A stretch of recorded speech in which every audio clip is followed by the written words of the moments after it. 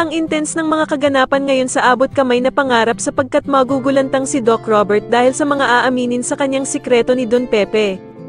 Dito nga ay napakadiskarte talaga ni Don Pepe at makakagawa nga ito ng paraan para matawagan si Doc Robert at masabi nito sa kanya ang mga narinig niyang revelasyon kay Moira at Doc Carlos.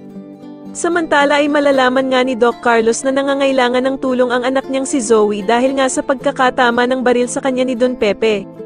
Kaya naman ay walang pag-aalinlangan at agad na pupuntahan ni Doc Carlos si Zoe dahil nga sa sobrang pag-aalala niya dito.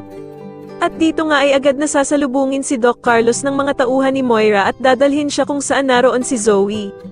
Nang makita naman ni Doc Carlos ang anak niyang si Zoe, ay agad niya itong tutulungan at lalagyan ito ng first aid kung saan tinamaan si Zoe ng bala. Samantala ay aabutan naman ng bruhang si Moira si Doc Carlos sa hideout nito kaya naman ay galit na galit nga itong si Moira kung paano daw nalaman ni Doc Carlos ang kinaroroonan nila. Matapos namang pagalingin ni Doc Carlos itong si Zoe, ay pagsasabihan niya pa ito ng mga masasakit na salita at sasabihin niyang hindi perkit na gamot ni Doc Carlos ang anak nilang si Zoe ay ibig sabihin na dakilang ama na ito. Ngunit mapupuno naman ng galit si Doc Carlos dahil sa mga sinabi ni Moira sa kanya at dito nga ay masasampal niya ito ng sobrang lakas. Kaya naman ay agad na aawatin ni Zoe ang nanay at tatay niya at dito nga ay pipigilan niya si Doc Carlos dahil nga sa ginawa nitong pagsampal sa ina niyang si Moira. Pero pagsasabihan naman ni Doc Carlos si Zoe na dapat nga daw ay hindi niya kinakampihan ang bruhang si Moira dahil sa isa daw itong kriminal. Mapipiko naman si Moira at dito nga ay tututukan niya ng baril si Doc Carlos.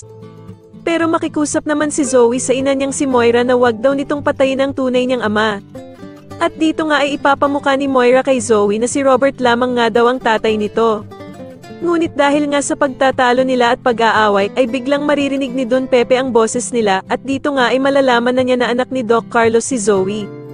Sa kabilang banda naman ay tatanungin naman ni Annalyn si Giselle tungkol sa anak nito at kung sino nga ba daw ang totoong ama nito. Sa tingin niyo magawa pa kayang makatakas ni Don Pepe sa mga kamay ng tauhan ni Moira? Mas lalo na nga talagang nagiging exciting ang mga susunod na kaganapan kaya naman ay mas lalo pa nating abangan ang mas lalong gumigandang abot kamay na pangarap. Maraming salamat po sa inyong panonood at sana po ay masubscribe niyo ako. Maraming salamat po.